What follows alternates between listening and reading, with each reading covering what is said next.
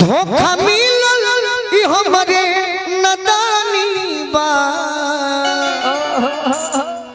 जे करे से लव कइलू ओ करे से परेशानी बा जे करे से लव कइलू ओ करे से परेशानी बा ये सनमी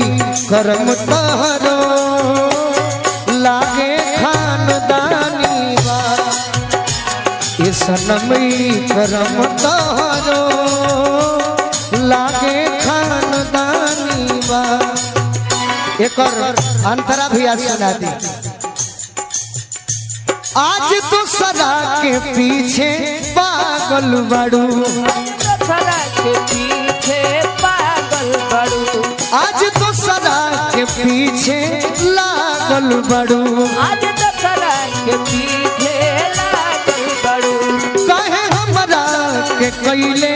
पागल बड़ू कहे हमरा के कइले पागल बड़ू कके हमरा से प्यार अब चिन्हेलू ना यार कके हमरा से प्यार अब चिन्हेलू ना यार सोनू संग दिल संग बुझ जनी जानी बा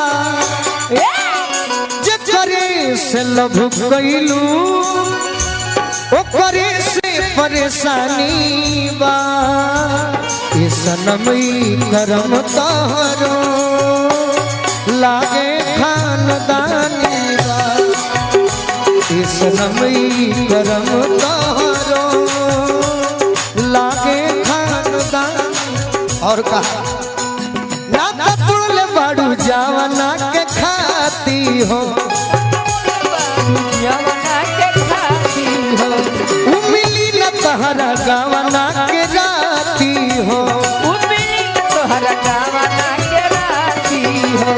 ना तुड़ले बाड़ू जावना के खाती हो उमिली न तहरा गावना के राती हो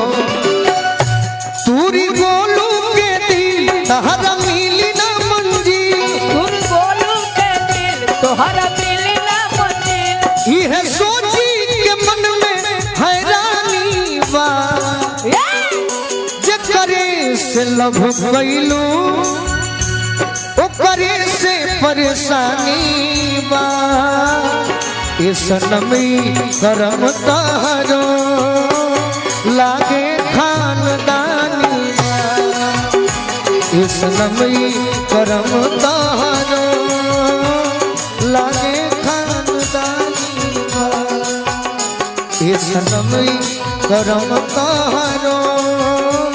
लागे खानदानी बा। एकरा के चढ़ाई सभे अच्छा लिख के कि आवे वाला गाना बा नबी जी एक लाइन कि हम होई राजा तहार अरे प्रिय परान प्रिय परान कि तू ता जान हमर हवा कि तू ता जान हमर हवा तू ता जान हमर हवा हवा अरे जान हमर हवा तू ता जान हमर हवा तू ता जान हमर हवा हम होई राजा तहार हम होई राजा तहार प्रिय परान अरे प्रिय परान तू ता जान हमर हवा हवा जान हमर हवा तू ता जान हमर हवा। मनन भाई चाचा के भी कुछ